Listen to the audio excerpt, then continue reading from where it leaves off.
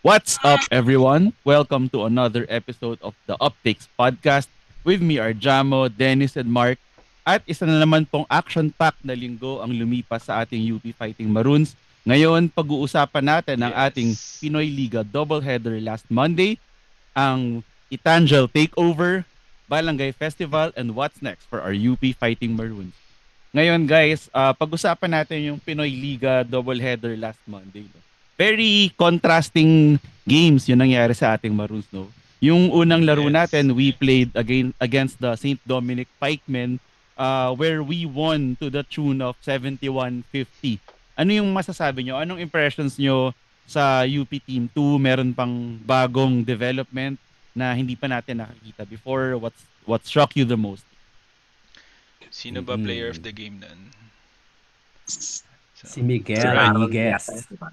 Alright. Yung game 1, so Team 2 versus yung Pikemen, si Miguel Eniguez. Ang Big napansin ko talagang Eniguez. lamang-lamang tayo sa rebounding no kasi talagang mas matangkal tayo kaysa doon sa Pikemen no sa Mhm. St. Dominic. Pero yung shooters din ng St. Dominic talaga grabe sila. I mean, for the next these two games na meron tayo no, they really have shooters. Kitang-kita obviously na ine-effortan sumalaksak ni Jacob Baila. Obviously, Francis Nuroca has been active as well. And nagpakita din ng konting moves na may preview na ng konting moves dun si Seven dun sa larong ito. No? So, very good kasi parang even din yung scoring nating across Ang several team nakarami sa members kanila within. yung 4 of 8 si Mr. Alvin Isaac. Mhm. Correct. Grabe sila sa 3-point shoot. Mas mataas Oo. yata ang shooting percentage nila sa atin ng slight. Nasa 50% yata sila na field goals no, compared sa atin. So, a lot to, alam mo yon, maganda yung study na to no, kasi against a very good shooting team, we'll see for Ano? example what the dynamic of the game would be no, and how we can go ahead Field and goals nila progress is no. nasa 18 out of 65. Actually, mas mataas yung Tama ba? yung field goal percentage natin. 40% compared to Okay. 27 sa kanila. Hmm. So, lang talaga, Doon mas tayo. tayo siguro sa 2 points. Sa 2 points Sa tayo, rebounding, yes. doon tayo din I masyado. I think si Miguel Eniguez has proven himself at least for this Mhm. game. Kasi yung mga dun sa UCAL games, meron na siyang well-balanced outings eh. But for this one, he had 15 points, 14 rebounds, 5 assists. A very well-rounded game. Ang gusto ko kay Miguel Eniguez, hindi siya star player material in the sense na someone who can take over a game. Pero ang gusto ko sa kanya is that I think he makes a good fit as beside our other players, no. Someone who will Mm. not look for his points, yung hindi niya kailangan yung Role play player. ma-call for him, Yeah. no. Role player talaga, pero Mhm. lalaban sa rebound, kaya niyang dalhin yung bola, magaling pumasa, tapos may magalaw din eh. So, this is Yes. really one player na dapat abangan ng mga tao, si Miguel Iniguez. I really like this guy's potential. May tres pa siya. Yeah, correct. Yeah. Somebody that might not have the best outing that evening is si James Payosing no? Parang yung percentages niya across all of the shooting percentages were not so good. So hopefully obviously his game will pick up in the succeeding games na meron tayo. There's still a number of games that we're going to be looking forward to, especially this week. So yun. Medyo Pero grabe, nangangapa pa siguro. oh yes, tama. And alam naman natin minsan no, sa Enderan din, mahirap mag-adjust, lalo medyo madilim. Hopefully, alam mo yun, in the next few games no, makuha din niya yung rhythm niya. Kasi may mga tira siya na sometimes, alam mo yun, yung hindi man nangaabot sa ring. Mhm. Oo. So, I think those are things obviously that would just require a little bit of adjustment then also. Pero sa depensa, maaasahan mo talaga din si James. Anything that he will not be able to provide offensively in a game, you can see obviously the effort still naman on the defense. Actually, Actually, medyo nakakatawa lang panoorin niya kasi yung the smallest player ng St. Dominic, di ba? Tago pansin yun. Yung si Sabayo. Tapos Mhm. parang ang galing din niya kahit in a sense na ang galing niya magwadya pero maano pa rin niya. Maano pa rin sa na players natin. nakakapalag eh, no? Nakakapalag din Oo. na si Kahit Ano, maliit Kabayo. lang ano siya kasi kayang height parang nun? wala. Anong height kaya no? Kasi nagpakuha nga ako, mas maliit pa siya sa akin. nung Ah. after the game. Mas maliit. Ako 5'6" kasi ako. Siguro mga 5'2" yan or 5'1". Grabe. Talaga. Pero palag. Palag siya. Fighting spirit. Kaya ngayon, andun yung fighting spirit niya. Yeah. Actually, si Payosing, ang one of the things that people were saying about him, especially from the school where he came from sa San Beda, yung points for improvement for him, no, that the Bedans were saying are really his outside shooting, and kita nga natin 0 out of 4 siya. But we can also see why Coach Gold wanted to get him kasi yung depensa niya nandun eh. Now if he can continue working on that shot, malayo rin mararating ng batang yan. Yeah. Mm-mm. You can really see that he makes the effort to get in eh. Alam mo, nakakapasok na eh. Pwede nang katawanin talaga yung mga nagbabantay sa kanya. It's just that maybe that evening it was not, adding all together. Ayan. Okay? Yun. And for the next game, this one, considering that UP1 actually has our veterans, no? But interestingly, this is probably one of the closest games we've had in the Pinoy Liga tournament. And it's not a UP2 game. Totoo, di ba? Actually. 93-98. UP won over Correct. the LPU Pirates in the Battle of the Pirates. Yes. 98-93. Yeah. Any impressions on this game? Ang dami nilang shooter. I think we've struggled a little bit. Yeah, marami silang shooter. And we struggled a bit kasi nga kailangan ipahinga si Gani because of his injury, sa head injury that he got in the last, So, I think it was a Harold takeover also in a way. That in Kasi my laki mind, ng yeah, points it's niya exciting. dito. Correct. You can really, Another- see, for example, Another stellar performance from Harold. Kasi si Yung Harold, argument about him. 29.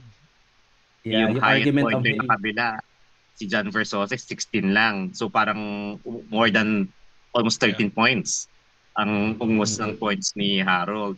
Pero maganda rin tingnan dito, yung rebounds natin, ang highest si Raylan, na may 13 rebounds siya, samantalang yung highest rebounds ng LPU ay 5 lang, si Joshua Moraleo. So ang ganda ng performance ni Raylan dito. Yeah. Honestly, kinailangan mag-take over ni Harold, I think, in the end, especially. Which I feel like it's not really our usual game plan kasi ayaw din natin kahit papaano ng hero ball, because we really want to play in a system. But, be honest, we really miss the services of Gani. And, Yes. there are some, I think, Sean was also struggling that evening to a point na kinailangan nating gamitin si Mark as our center for most of the game. So, good on Mark, obviously, to be able to step up. But yes, Raylan played very aggressive also in trying to make those rebounds. So we do have those second chance points because the most that we can do is at least pantayan natin sa 3-point shot, sa shooting, yung kalaban kasi grabe sumasagot sila every time that we make those shots, no? And then I think we just pushed ahead na lang din at the very, very end, and that's why we also won this. But Harold did take over. Ito sa free throws, mataas ang UP ha. Ang free throw ng UP is 21 out of 23. So 91%. Samantalang ang LPU, 13 out of 20 lang, 65. So doon nakuha natin yung free throws nila. Ng game, tayo yung nakakuha nung na yon. It also talks about yung aggressiveness natin in the paint. Ang pag-attack For us to natin. be able to get. Dami natin nakuha ng 34 attempts on the free throw line. Yeah. That's a lot, no? Is there anyone, ito question ko sa inyo. 23 pala. Sorry. Yeah, that's a lot. Kitang-kita nga na very aggressive tayo in that game, and that took us to the line where we really punished them, no? May question ako sa inyo.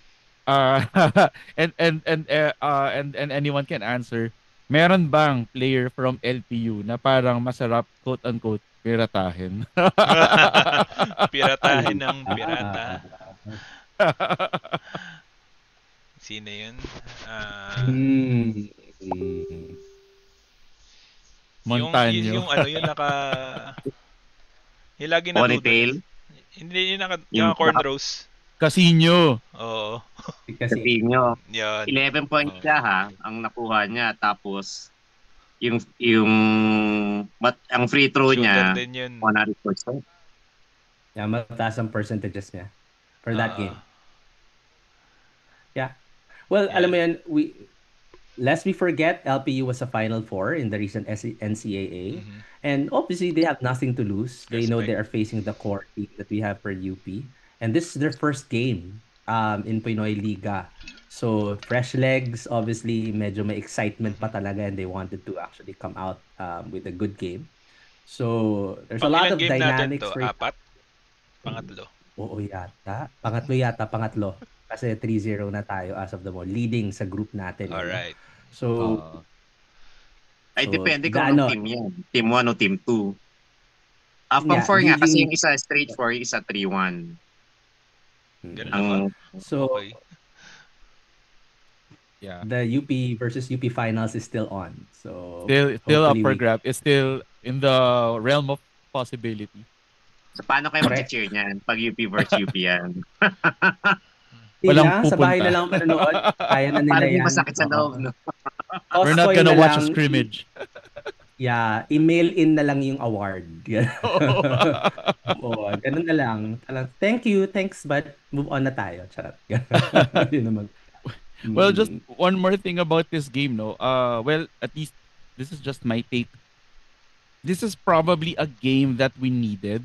Isang game na kailangan natin magpabuhat. Because, always. Let's admit it, totoo, hindi sa lahat ng pagkakataon gagana yung sistema ng UP. Yeah. Meron diyang moment na ang galing ng kalaban tapos sabay pangit laro natin. So, kailangan natin magpabuhat. And we need to learn how to power through those kinds of difficult moments, no? So, for this one, although this is just half the team, no, we still needed this moment kasi at least for me, si Harold more likely or most likely will be the one na kakapitan natin pag naipit tayo sa ganitong klaseng laro. So, very good showing for UP for this kind of game. Yeah. Yeah, especially we're gonna miss the services of Francis, JD and QMB for this coming season. So mabuti na dito pa lang makita na natin kung sino yung mag-step up to fill that void na iniwan nila. Yeah.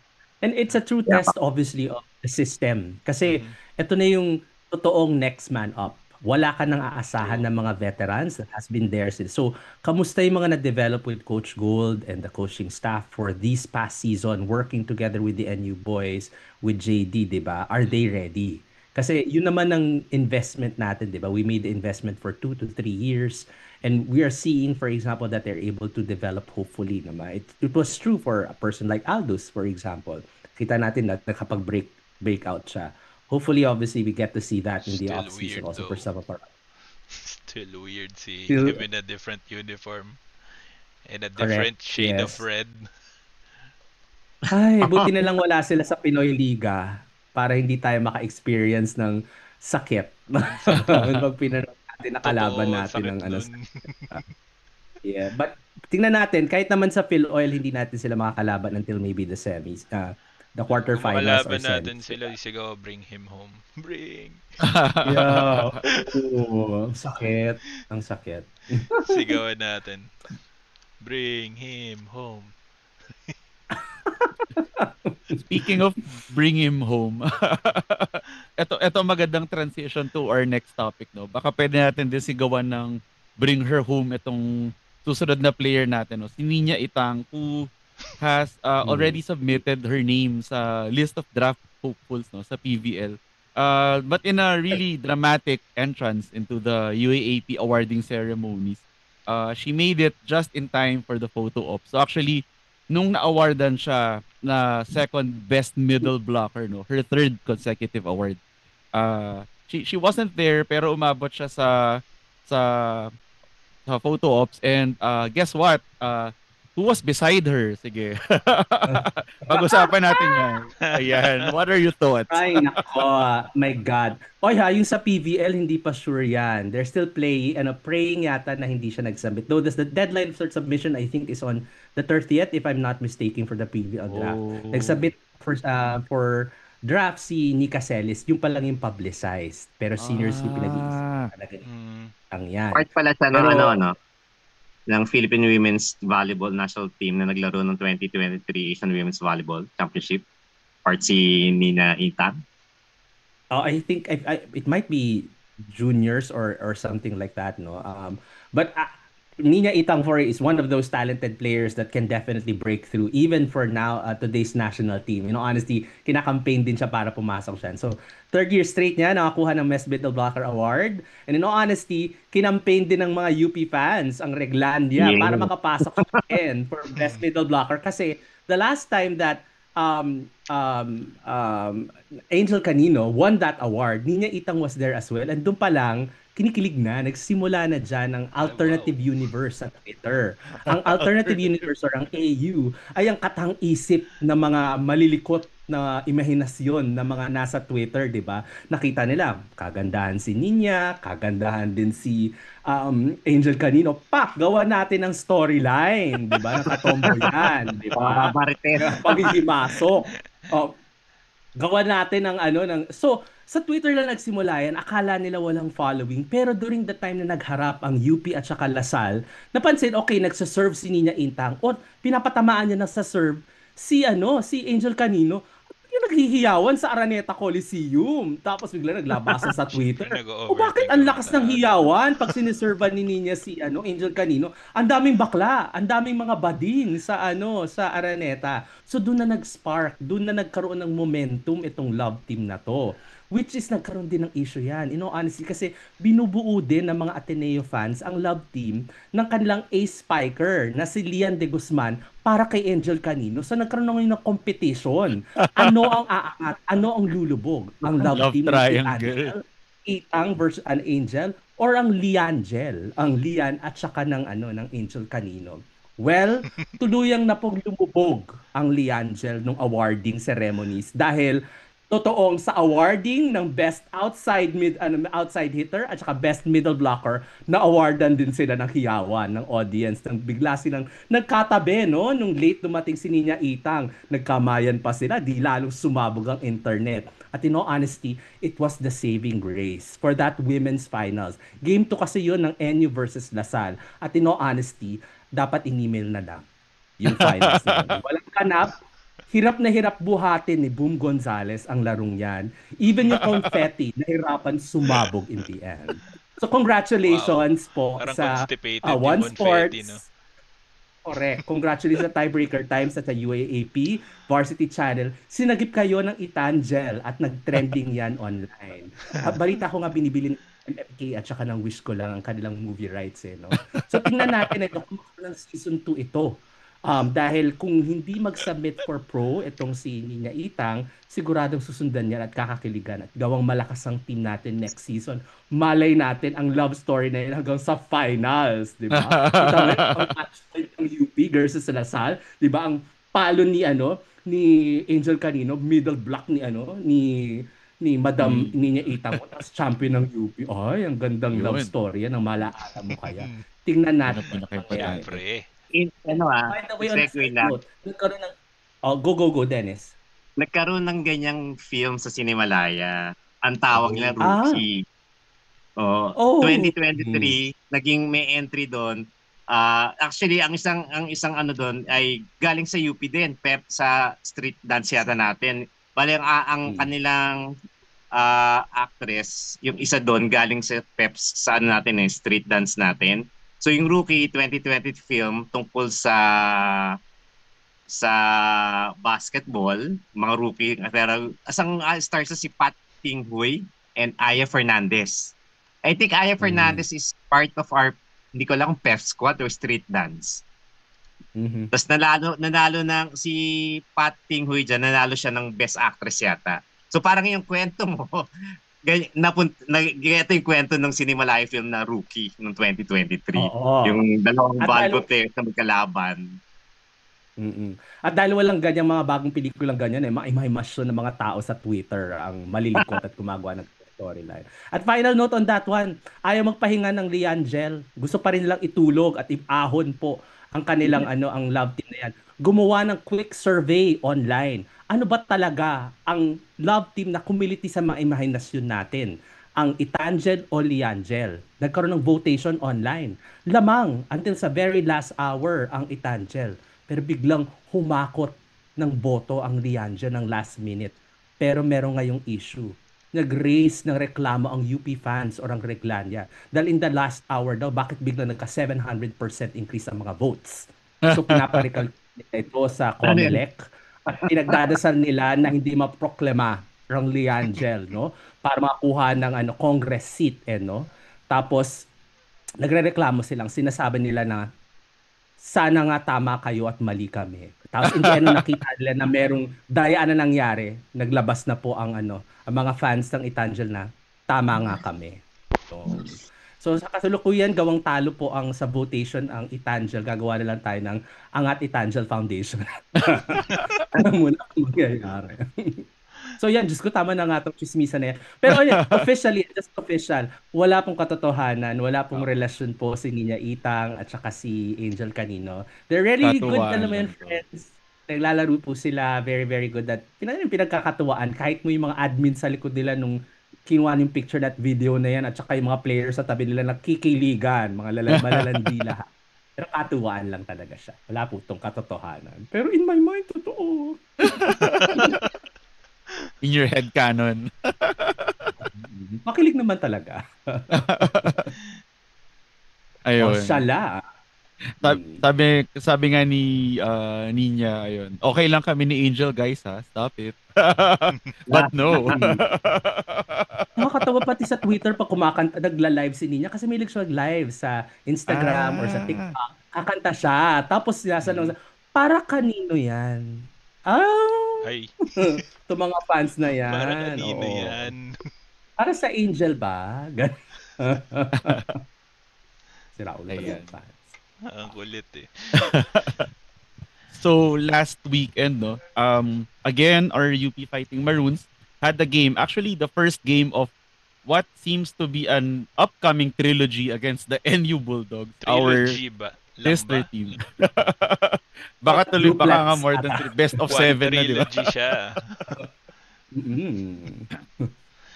So sa Balangay Festival sa Butuan, nakalaro natin ng NU Bulldogs where we won 85-73. Anong masasabi nyo, guys, sa ating exhibition game last Sunday? I forgot that there was a game. Nakatulog ako. Hindi ko napanood. So sorry, kayo na yan. Mukhang play to all lang naman, simplihan yung nangyaring game, no? So it was very friendly when it comes to that matchup. Pero curious ako na makita ang matchups, for example, ng point guards natin before the veteran point guards also of NU, and then also the 4-5 positions in terms of how we're going to try and play offensively, defensively there. So yung matchup, like what I said in some of our chats, in a matchup, for example, of Agani Stevens, 7, Sean against the Palacielo and Padrones, for example. I saw na yung FSA ng si Omar, sino ba ang ng FSA? Si Omar John, yes, tama ba? Si Omar John yun, yes. Si Omar John versus si Francis Nuruka. Okay naman si Francis kahit papano. First UAAP matchup natin in the preseason to, no? Oo, first. Adamson. Ay, hindi, Adamson. Tama. Adamson. Oo nga pala, may Adamson nga pala. So, hindi ko makalimutan si Mantua. Sa quarter scores nila, lamang pala si NU nung first quarter, 15-23. Pero yung last 3 quarters, dyan na nag-move up yung UP, 45-35, 61-57, 85-70. So parang yung first quarter, medyo mabagal yung nila. Siguro nag-adjust. Tapos biglang humataw ng last 3 quarters niya. Yeah. And sinuruka, siya nga highest pointer, 17, no? Diba? Yes. Nag-shine siya doon sa Butuan game. Nando si JD. Nanood. Yes. Nagpakita. Parang parang Santo Niño si JD. The hometown hero. Hometown niya. Kanya, di ba? Gani also Yeah. was quite impressive during that game eh. So like what you said, Miles, yung connection, baka you can explain a little bit on how that connection between him and Ray also was in full display during that game too. Because nakikita natin na nahahanap talaga siya sa loob ni Ray also. So those were Francis and Gani was quite impressive. So we'll see, di ba, sa mga susunod na laro how they were going to make the adjustments, especially ending towards us. Towards kaya, the end. Ay, kaya sige, Ted. tinawag siyang balangay kasi, yung butuan, kasi di ba dyan nakita yung balangay na yung remnant. Kaya yung festival nila, tinawag siyang Balangay Festival. And UP, itong friendship game na to, ito daw yung parang pinaka-finale ng kanilang Balangay Festival. No, di ba? Parang tayo yung inaabangan ng lahat para sa kanilang festival. And this is actually the second time we played sa festival nila, no? Kasi last year, kilalaro natin yung University of San Carlos, Cebu. Sila yung kalaro natin last year. But this year, medyo mas mabigat kasi UAAP to UAAP action na. To harp on what Mark said, no, yung chemistry, there seems to be a lot of chemistry between Remogat and Stevens. Hindi natin alam kung saan let's pretend na sa UP lang nila na-develop doon. We don't know, pero ang ganda ng combination nila kasi si Gani, he set really good screens, no? Ang laki ng katawan niya, yung wide body niya, na-master niya na paano harangin yung defender eh. And on the other hand, you have a Remogat who's really good at shooting off of a screen, no? I think in some ways, well, this is a hot take for me, but I'm confident that I'm not the only one who thinks this, no?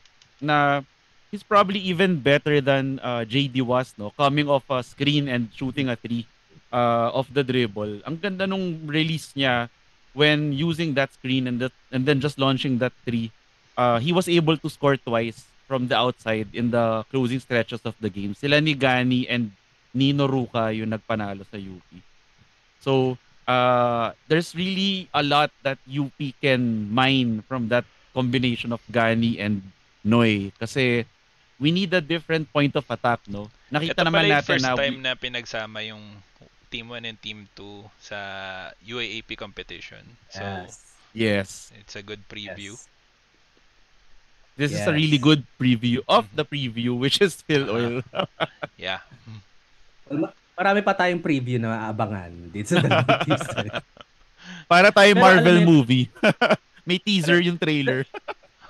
I think it's a good exercise as well, in terms of adjustment games, Paano the matchup between a Sean, a Mark, and a Seven against Palacielo and Padrones is a very good exercise. Kasi FSA, sige, pasok yung FSA, pero the second, the third stringers, for example, of taking those positions, the 4 and 5s, for example, you really need to match up really, really well. Kasi nakita mo na may mga string of points, for example, that might come from Padrones at saka Palacielo. So it's quite important that we also know how to defend them really, really well.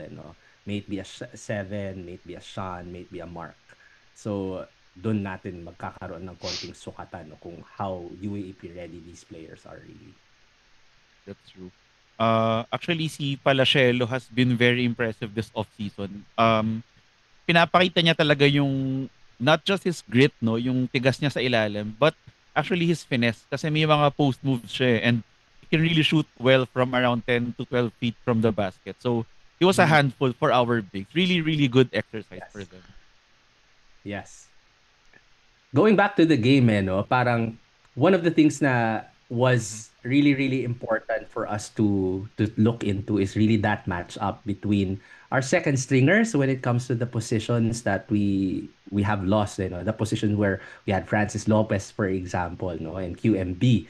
So, kamusta, for example, yung matchup nga ni Francis Nuroca kay Omar John? So, mukhang okay naman tayo dyan when it comes to Omar John at saka Francis, But then, may mga Palacielo tayo at Padrones, which are also matitinik din yan, di ba? Parang able bodies, tapos maganda ang opensa din, Kamusta naman ang depensa ng mga tao natin, katulad ni Mark, ni Sean, at saka ni Seven.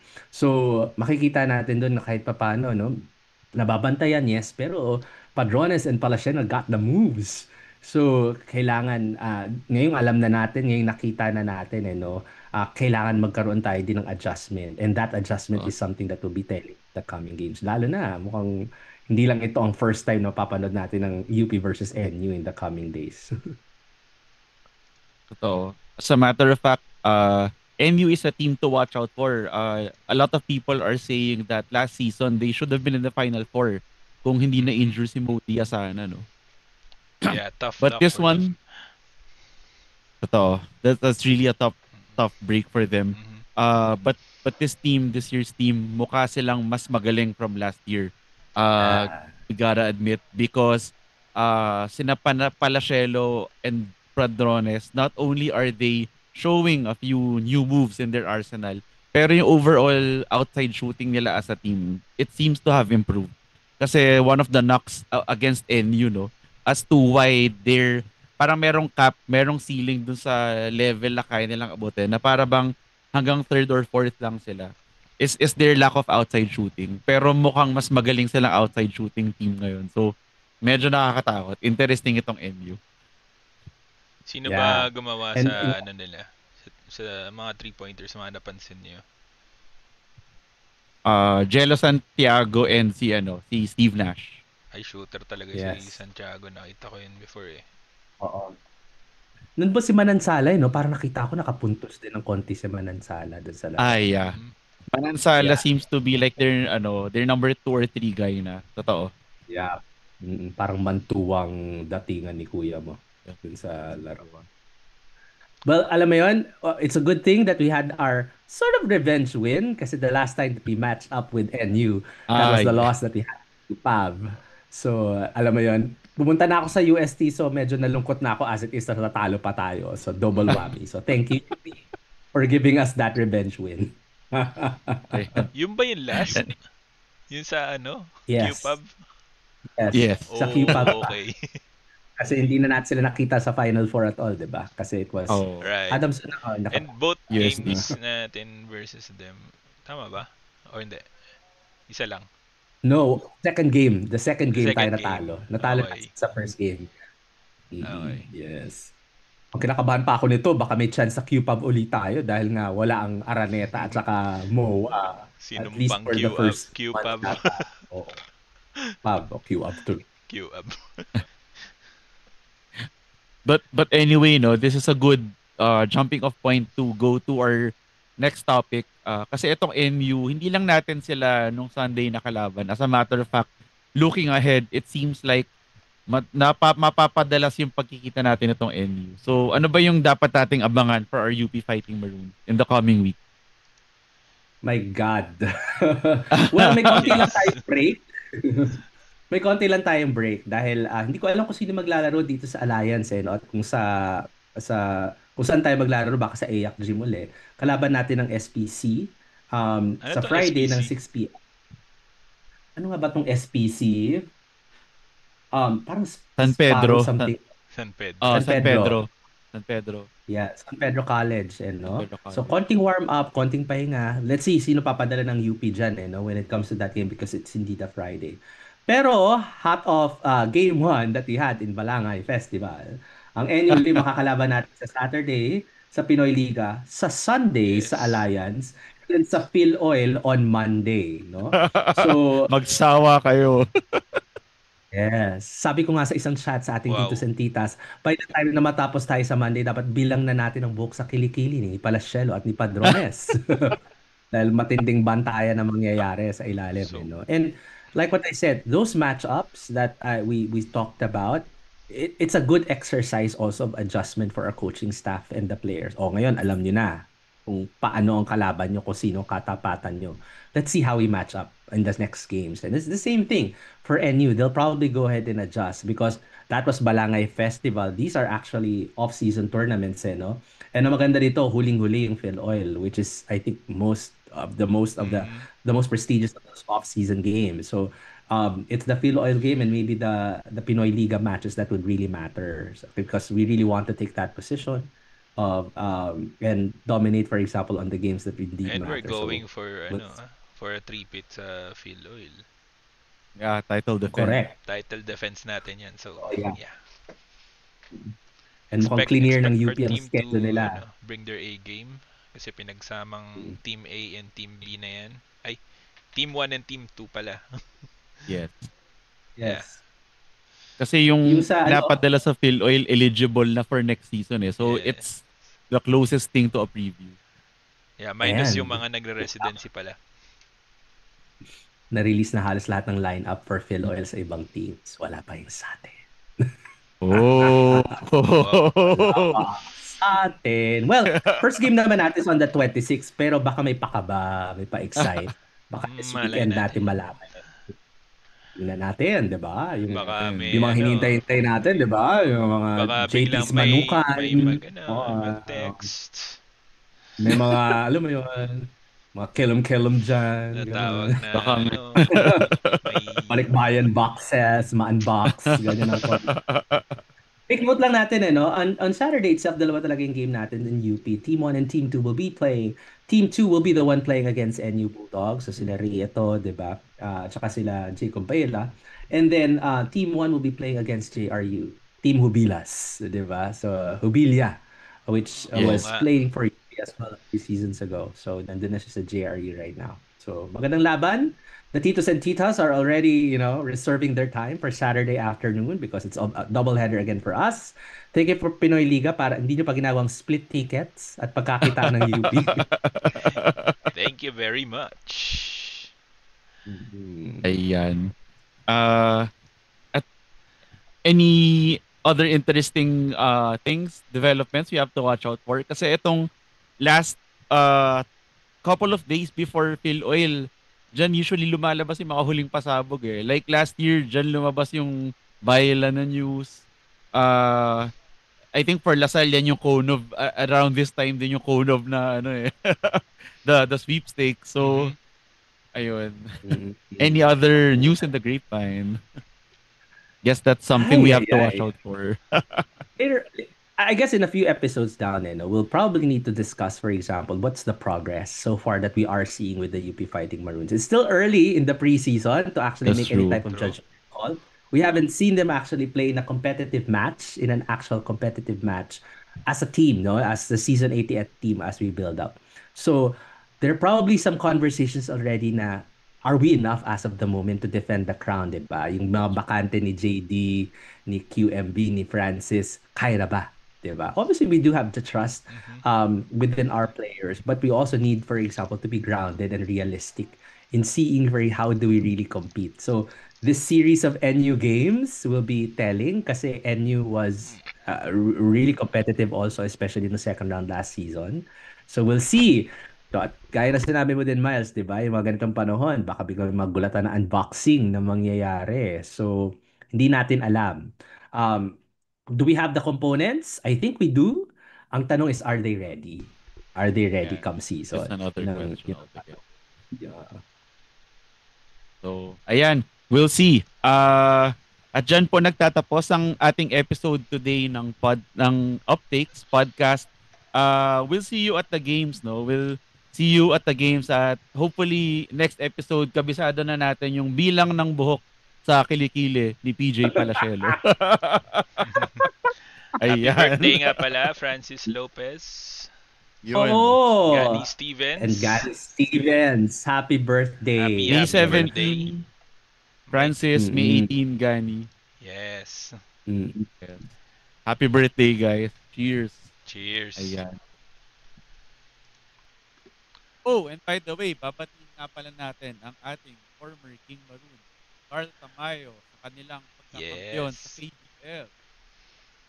Ayan. Kanilang Changwon LG Sakers ay nanalo sa Game 7 ng Korean Basketball League against Juan Gomez de Llanos, Seoul SK9.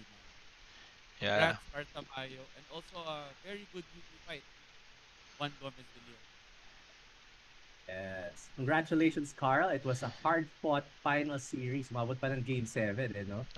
Munti ka pa mag-slip sa kamay nila. But they prevented the collapse. Yeah.